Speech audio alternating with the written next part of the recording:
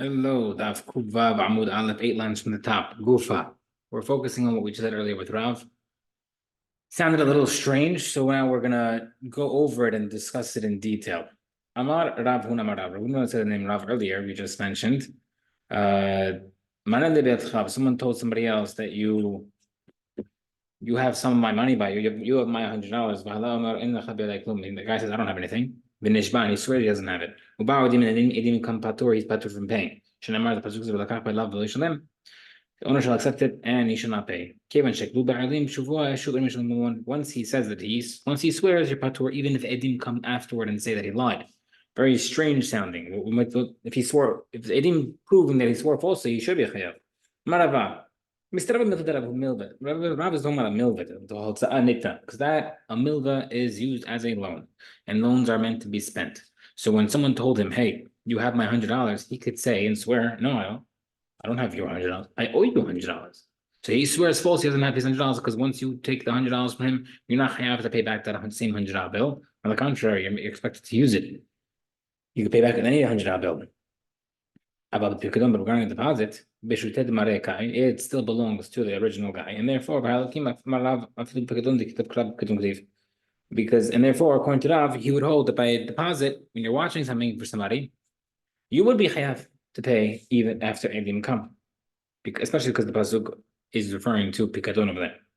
Rav was repeating this too. Therefore, Numi asked the question. Hey, Mishnah says, if someone told their Shomer Chinam, their free watcher, where is my item that I gave you to watch? Marlo Abar, he said, I lost it. And the guy says to him, would you swear to that? And he says, yes. Then Edim come testify that he did eat it. He ate the babka. And he has to pay only the principal, the value of the babka. If he swore falsely and then admitted it, he pays the principal, 20% fee, and a korban Hashem. So we see the Shomer Chayav even after he swears, not automatic patur after he swears, like Rav said. No, it's different. In that case, the reason why he's patur is because he swore outside betin. But then 1 second, the next part of the Vrata says, the Mishnah, sorry, in the case where the guy says, where's my item? And he said it was stolen. Would you swear about that? He says, yes, I'll swear. Then Edim testified that he actually did steal it. He pays double. If he swore falsely and then admitted by himself, he pays the 120% and Korban Hashem. That this we're proving to you that this case has to be taught. This Mishnah has to be talking about inside Bedin because it says he's paying kefil, right? And therefore,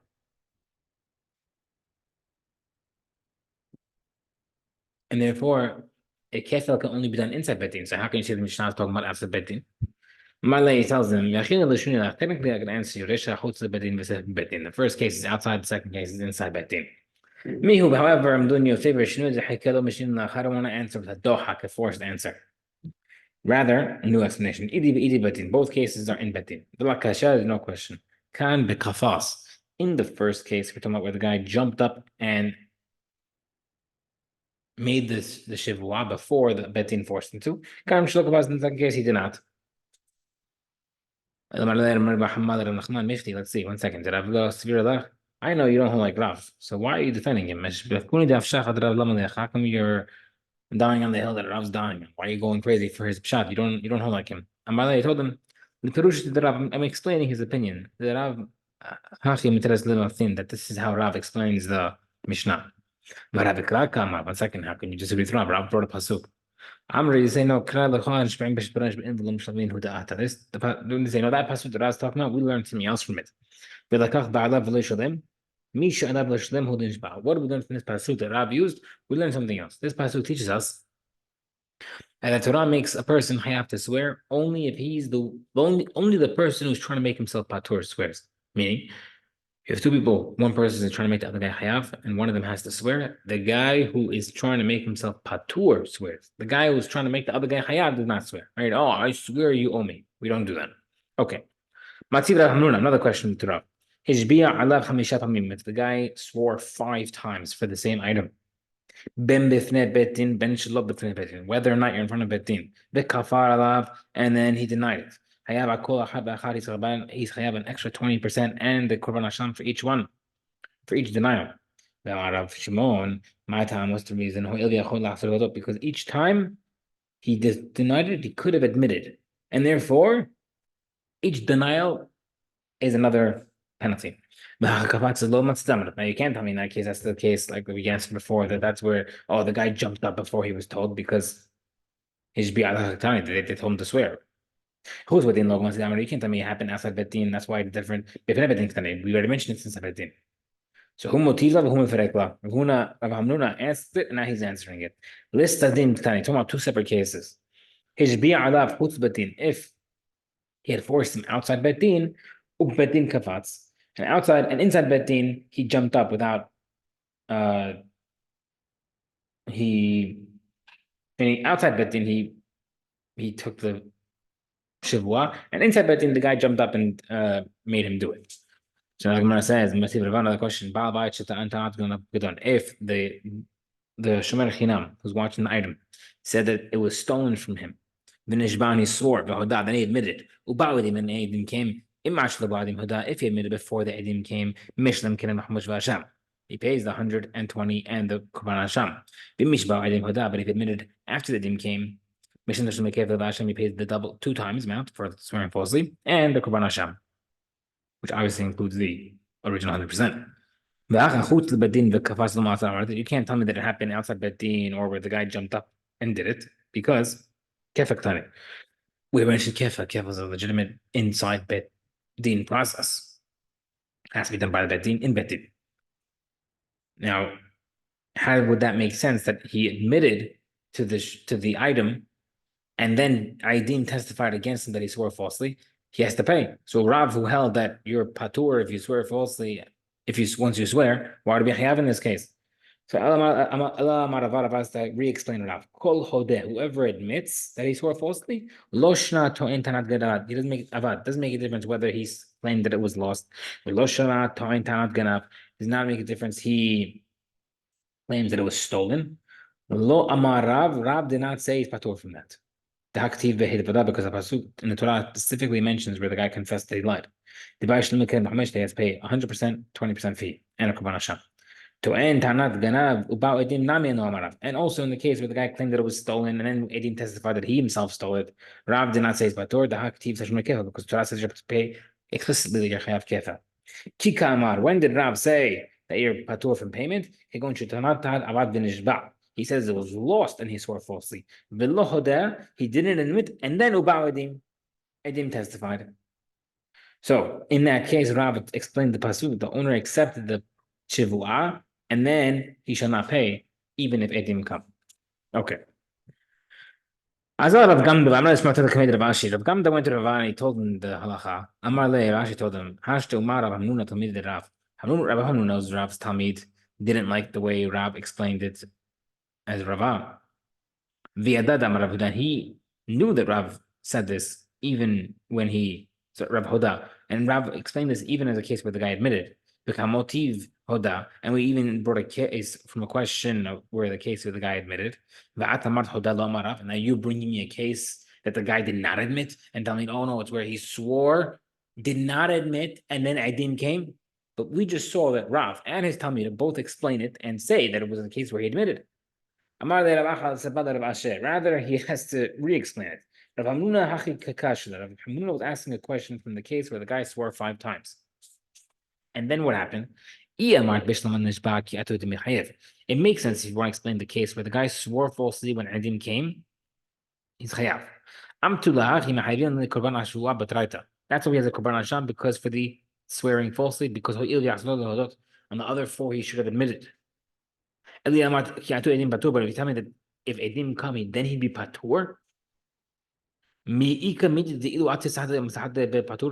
there be such a case that if you don't do it, you don't admit your chayav, but if you Edim come here patur, how would that make sense? But you're making chayav if Edim don't come because he could admit, but the problem is he didn't admit yet, so who's making him chayav? So the question still stands, we do not answer it. New case. If the guy, someone who claims that he got that the thing that he was watched got stolen, Mishnah Tashem Kevin pays double if he swears falsely. Tovach Machar, if he slaughtered it and sold it, if it was an animal and he slaughtered and sold it, Mishnah Tashem Kevin Hamisha, he pays 4 or 5. The Gemara says, "Ho'il v'ganam Mishnah Tashem Kevin." Since now we're comparing the two, we're meshing the halachot together. Since a thief pays kefil, v'tu'en tanat ganav Mishnah Tashem Kevin, and the guy who claims that something gets stolen from him pays kefil, so too, Maganav Mishnah Kevin, Tavach Machar Mishnah Tashem Hamisha. Just like a guy who stole it pays kefil, so to a guy who claims it got stolen pays kefil, and so therefore, so to a guy who claims it was stolen and then he slaughters or stole it, also pays 4 or 5. We mesh them together. Right? If you steal something, deny it, you pay 2. If you steal something, deny it, and you slaughter it or sell it, you pay 4 or 5. So too, same thing if you deny the picaton, the watched item, you said it was stolen, whatever it is, sell it, pay 2, slaughter or sell the animal, you pay 4 or 5. So the question is, how can you mesh a case of shomer, kefil, and arba chamisha to a case of a regular guy? But a regular thief, he pays the double without a shivua, without swearing, even without swearing falsely. How can you compare that to a thief, a shomer, who only pays if he swears falsely? That's different halachot completely. Amri hekeshehi ve'enan mashivin al hekeshehi. We say no, it's a hekesh between the pesukim that allows us to say that they're the same halacha, and therefore you don't ask questions on hekesh. Doesn't have to make sense to compare them. Okay. That makes sense according to the opinion who holds that it's talking about that the pasuk is talking about an actual ganav. One pasuk is talking about ganav, one pasuk is talking about shomer. That's how you make the hekesh. But if you're talking about, there's another opinion who holds that no, both pesukim is referring to a case of a shomer claiming it got stolen. There's no hekesh anymore. So how do you say that? How do you make the comparison without a hekesh, according to that opinion? Amri ganav haganav. We say no, different pasuk. The fact that the pasuk said ganav instead of haganav, that allows us to make a limud, teach you a case of shomer and ganav. Okay. He has a question. Hey Khan Shori, the guy told the shomer, where's my ox? Nignav, and the guy says, oh, it was stolen. Sorry, I'm patur. Mashbi'ani, and the guy says, would you swear to that? Amar Haman, he says yes.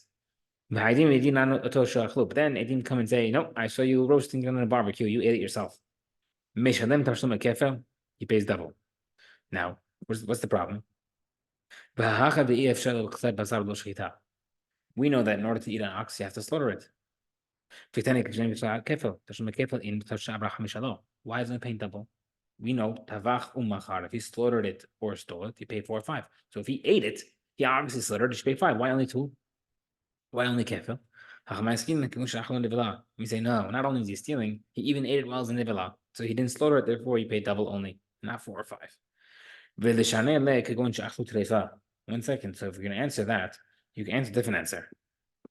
You could have answered that he ate it as a terefa. He slaughtered it, but it wasn't a kosher terefa. It wasn't a kosher animal, therefore the shechita doesn't count. It was taref. When it says when you say no, it's still considered shechita. Even an animal that turned out to be non-kosher because of taref is still considered shechita, and he would be hayav. Okay, let's be talking about a case where it's a ben pekuah. A ben pekuah, very interesting case. It's wild waves of halachot that this deals with. It's referring to a case where you slaughter an animal and inside there's a child, like a calf. That calf does not have a din of regular meat. In fact, it would never need shahita. And additionally, side note, some people say you're able to even eat it with milk because not really meat. Whatever. Regardless, you could be talking about this case is referring to cases of ben pikuah, and there's need shahita. That's how he ate it. Where it says Kidei Meir, Damar ben pikuah taun shahita. No, not necessarily, because Rabbi Meir holds that you do need shahita, so not a good answer. Why did he have to give the example of, like we're still saying, where he ate it? He could have given an answer. There where the Bedin told him go pay him. And then he slaughtered it. The Mahamar says, Bedin tells him, go pay. Then he slaughtered and stole it. Sold it or slaughtered it. Patur from 4 or 5. My tama, given the paskel limited the since he already said you're chayav kefel, or you're paying chayav for the animal, and then he does it, have gazlan. He then stole the animal as a robber, not as a thief. Right? Ganav and gazlan is different. Gazlan is outright. The gazlan lo meshlen tashlemik abba hamishan. Gazlan does not pay 4 or 5. Now, what happens if chayav atad itenlo? Betin says, okay, go pay the guy. You're chayav to pay him without making a psak in Betin, but rather they asked him to pay. Chayav, he is chayav. My time, why? Since there was no psak in Betin, there's no verdict. Akati ganavu is still considered a thief. So if that's the case, why didn't Betin just explain the case as the first case where Betin told him pay, he didn't pay, and then he slaughtered it? We patur from 4 or 5. That'd be an easier answer. According to reasoning, Rabbi Yochanan could have had another answer. They're saying, okay, he gave one answer, but technically, yes, there are multiple answers, and I'll give you a third option. The Shana, you could have answered, right? We had earlier in the Masechet that partners who slaughter an animal, custodians, partners shomrim, that partners who share an animal, one of them slaughters it, you're patur, because patur is one guy, not two. So if that's the case, therefore, yes, there are different options of nevela, different cases. But yes, he took out one answer from the multiple options that he had. Okay. Someone